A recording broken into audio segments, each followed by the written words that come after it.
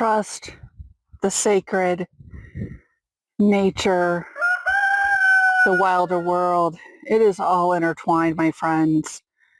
We cannot separate trust from nature any more than we can separate nature from the sacred. It's feeding time here on the farm. It's a time of peacefulness, a time when my nervous system can relax because my sacred companions, the sacred herd, is eating. I know they're cared for. I know they're cared for. I know they're loved. We cannot separate trust from nature. We cannot separate trust from the sacred. I am blessed. These deer don't mind my presence. They know I'm safe.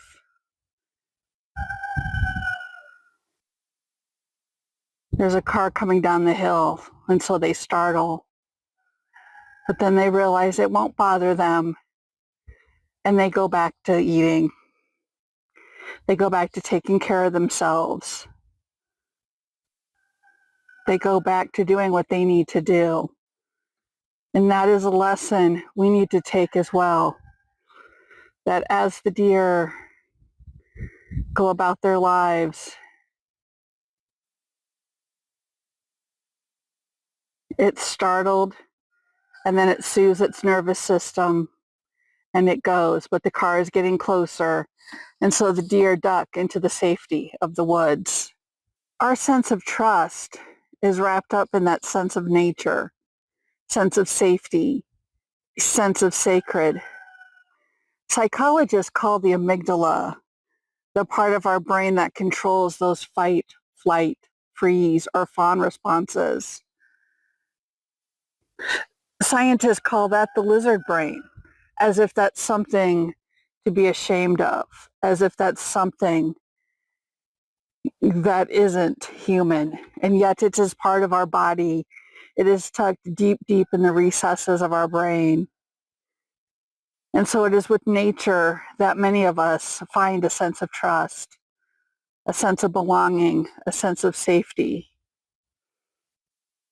Just as I find a sense of safety here in the late afternoons with the horses eating.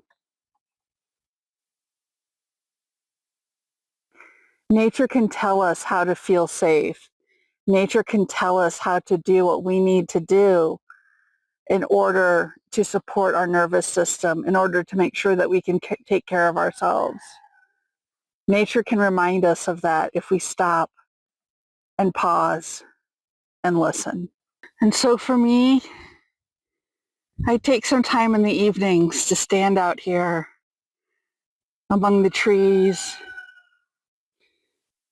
in the evenings, knowing that the sacred herd is taken care of, knowing that nature endures, nature remains, if we give it the space and time to do so. And I think about trust and safety in the sacred, and how that is a bond that is older than even our ancestors remember. And I wonder, what can I do today to strengthen that bond within myself?